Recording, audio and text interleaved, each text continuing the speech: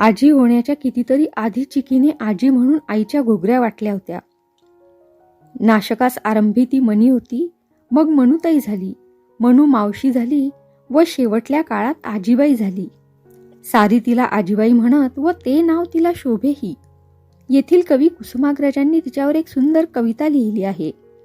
टिळकांची आध्यात्मिक उन्नती त्यांच्या शेवटल्या काळात जशी कमालीची झाली, तशी आईची बौद्धिक उन्नती तिच्या ह्या शेवटल्या काळात अतिशय झाली. ज्या बाईला धड लिहिता येत नव्हते, तिने स्मृतिचित्रासारखे गद्य लिखाण व ख्रिस्तायनासारखे महाकाव्य लिहावे हा एक चमत्कार नव्हे काय. नाशकास सन 1933 साली कवी संमेलन भरवण्यात आले होते. आईची काही मासिकांद्वारे कवयित्री म्हणून प्रसिद्धी झाली होती. काही ख्रिस्ती सभामधून तिने आपले वक्तृत्व दाखवलेले होते.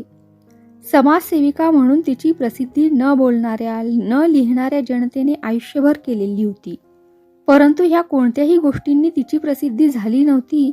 इतकी प्रसिद्धी ह्या कवी संमेलनात केलेल्या स्वागताध्यक्षीय भाषणाने एकदम झाली.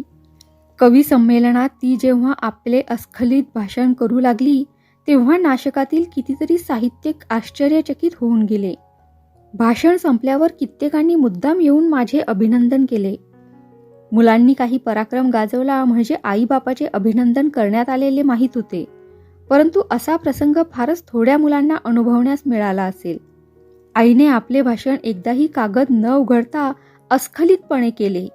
स्त्री वक्त्यांच्या नेहमीच्या पद्धतीप्रमाणे ते मुळूमुळू किंवा हळूहळू नसून अगदी खणखणीत होते. कवी संमेलनाचा शेवटला कार्यक्रम काव्य गायनाचा होता. थिएटर चिक्कार भरले होते व हळूहळू लोक अतिशय गडबड करू लागले. अमुक एका कवीनेच म्हणावे, दुसऱ्यांनी तोंडही उघडू नये असा लोकांनी आग्रह सुरू केला. कार्यकारी मंडळाने होता होईल तो प्रत्येक कवीला आपली एक कविता म्हणण्याचा प्रसंग द्यावयाचे ठरवले होते. एका हायस्कूलच्या मुलानेही त्यात आपली वर्णी लावून घेतली होती, पण त्याचे कोणी ऐकून घेईना. मुलाचा आवाज कोता, त्यात तो घाबरलेला. शेवटी आईला राहावेना, ती स्टेजवर येऊन उभी राहिली. त्या एवढ्या मोठ्या श्रोतू समूहापुढे त्या साऱ्या गोंगाटाला मागे सारणाऱ्या खणखणीत आवाजात तिने जे 4 शब्द सांगितले ते इतके परिणामकारी झाले की नंतर शेवटपर्यंत टाचणी पडली तरी तिचा आवाज स्पष्ट ऐकू आला असता इतकी शांतता राहिली. कवी संमेलनानंतर आईने आपले लेखन व वाचन पुन्हा जोरात सुरू केले. तिचे बहुतेक लक्ष आता ख्रिस्तायनात गुंतले होते व त्यात होता होईल तो व्यत्यय येऊ नये अशी तिची खटपट असे. इतक्यात माझ्यापुढे एक अवघड प्रश्न येऊन पडला. निपाणी ख्रिस्ती साहित्य संमेलनाचा मी अध्यक्ष होतो. त्यानंतरचे संमेलन नागपूरच्या ख्रिस्ती लोकांनी भरवण्याचे ठरवले, पण त्यांना कोणी अध्यक्ष मिळेना किंवा त्यांना मीच अध्यक्ष पाहिजे होतो. त्यांची पत्रावर पत्रे व तारांवर तारा येऊ लागल्या. मला पुन्हा लागोपाठ दुसऱ्याच वर्षी ते अध्यक्षस्थान स्वीकारणे अशक्य होते. तेव्हा मी आईला माझी अडचण सांगितली. पाटणकर नेहमीप्रमाणे आमच्या सहाय्याला ह्याही वेळेस धावून आले व त्यांनी सुचवले की आईनेच अध्यक्ष व्हावे. ही सूचना नागपूरच्या मंडळींना पसंत पडली व आईच्या नेहमीच्या स्वभावाप्रमाणे तिला नाही म्हणणे कठीण असल्याने संमेलनाचे अध्यक्षीय भाषण लिहिण्यास तिने ताबडतोब सुरुवात केली. त्या वर्षी नागपुरास मराठी साहित्य संमेलनाचे अधिवेशन होते. त्यातील पुष्कळसे पाहुणे ख्रिस्ती साहित्य संमेलनास आले होते. आईचे वक्तृत्व त्यावेळेस अधिक मोठ्या समाजापुढे प्रकट झाले व तिचे तेही भाषण फार बहारीचे झाले. 1933 साली झालेले कवी संमेलन, त्यातील ते भाषण, 1934 सालचे नागपूरच्या ख्रिस्ती साहित्य संमेलनातील भाषण, 1935 सालात प्रसिद्ध झालेले स्मृतिचित्राचे भाग, 1935च्या शेवटी झालेला तिचा सत्कार समारंभ व 1936 सालातील तिचा आजार, ह्या गोष्टींनी तिच्या आयुष्यातली शेवटली 4 वर्षे अत्यंत संस्मरणीय केली आहेत.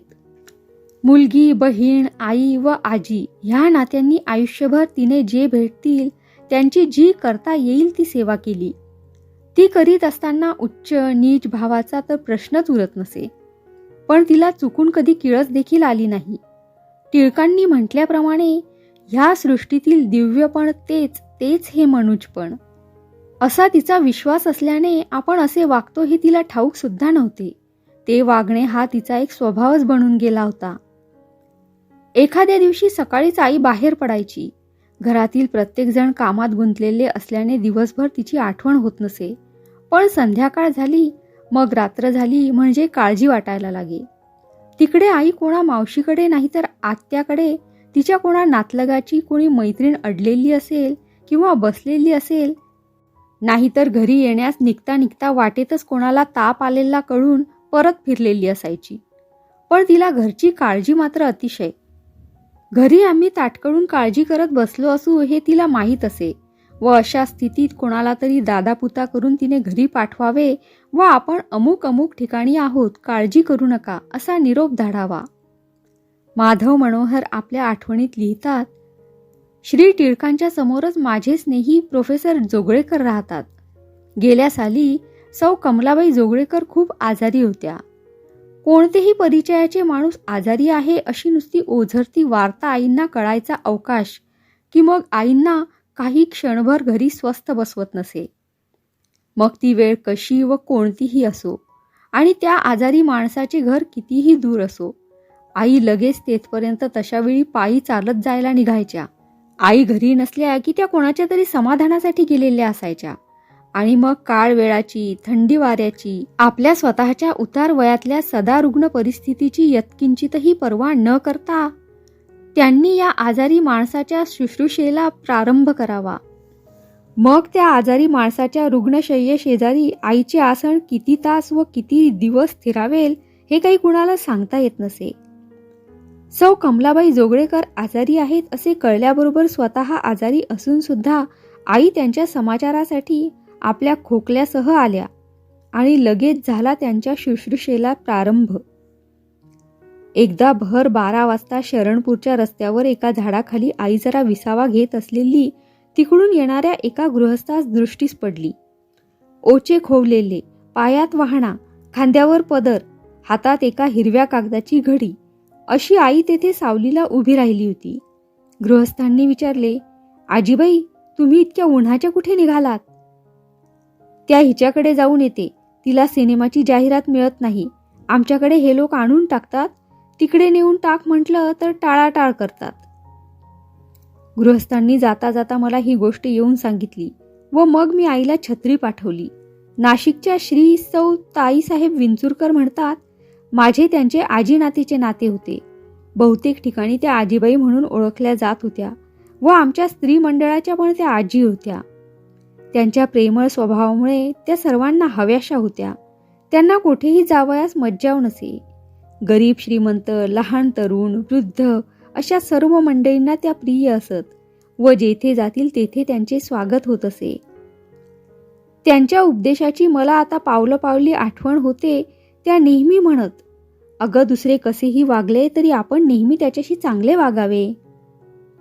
महिना 15 दिवसातून एकदा आपल्या इष्टमित्रांच्या घरी जाऊन समाचार घेऊन आल्याशिवाय त्यांना बरे वाटत नसे.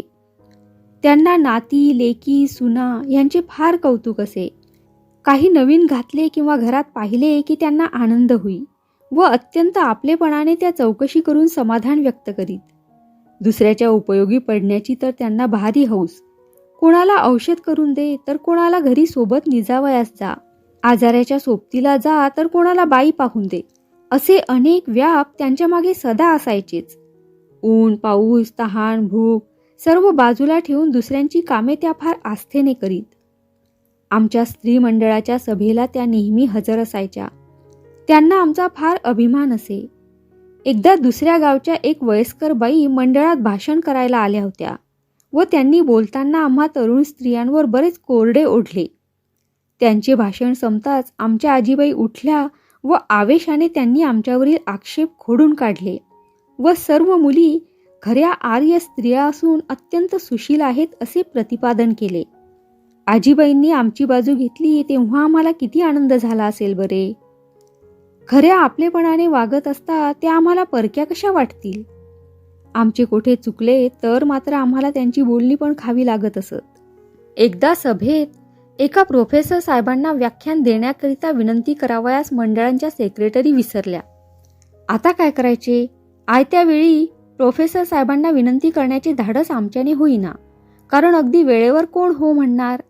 मग आम्ही आजीबाईंना पुढे केले. आमच्यासाठी आजी उन्हातून प्रोफेसर साहेबांच्या घरी जाऊन त्यांना बा बेटा करून लेक्चर देण्यास कबूल केले. त्यांना आईचा शब्द मोडवेना व अशा रीतीने आजींनी नातीचा हट्ट पुरवला. एकदा मंडळात आम्ही त्यांना काव्यगायन करण्यास सांगितले. तेव्हा त्यांनी ते एका अटीवर कबूल केले की प्रत्येकीने तिच्या घरचे जुने व टाकाऊ कपडे आजीबाईंच्या घरी पोचते करायचे. 2-3 दिवसांनी आजीबाई जुन्या कपड्यांचा गठ्ठा घेऊन भंगीवाड्याकडे जाताना दिसल्या. एक दिवस सकाळी 8:30 वाजता आजीबाई माझ्याकडे आल्या व म्हणाल्या, तुझ्या घरचे जुने लहान होत असलेले कपडे दे पाहू. आज दिव्याची अवस आहे तर वेळ गमावू नकोस. मला काहीच समजेना. मी म्हटले, हे काय आजीबाई, आज कुठली दिव्याची अवस, तुमचं आपलं काहीतरीच. तेव्हा त्या हसल्या व म्हणाल्या, हे पहा, आज हरिजन दिन आहे.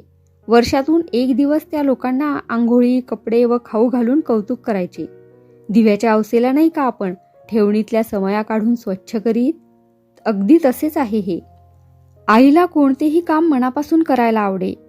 हरिजन दिनाच्या मिरवणुकी व महार मांगवाड्याची त्या दिवसापुरती साफसफाई तिला अगदी आवडत नसे. ती हरिजन दिनाला दिव्याची अवस म्हणे. खरोखर प्रकाश पडायला हवा तर दिवे रोज घासायला पाहिजेत. ती मात्र हे दिवे रोज घासण्याचा प्रयत्न करी. पतित स्त्रियांच्या बाबतीत तिला फार काळजी वाटे. 1908-9 पासून तिने ह्या बाबतीत भाषण करून व लेख लिहून लोकमत बनवण्याचा आटोकाट प्रयत्न केला होता. एक पत्नी जिवंत असता दुसरी करू नये असा तिचा ठाम विश्वास होता.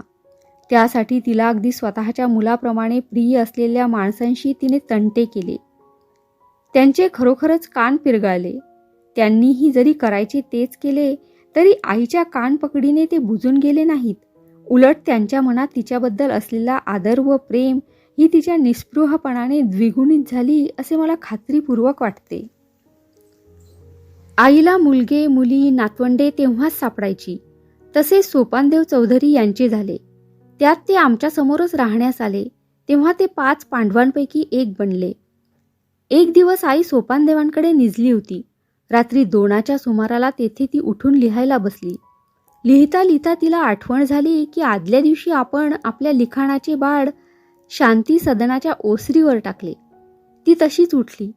त्यांच्या व आमच्या घरामधला रस्ता अगदी झाडीतून व अंधारातून होता. पण आईला भीतीही कशी ठाऊकच नव्हती. ती तशीच घरी आली व बाळ घेऊन परतली. म्हातारी पदराखाली काही घेऊन जाते आहे हे दोघा चोरट्यांनी पाहिले.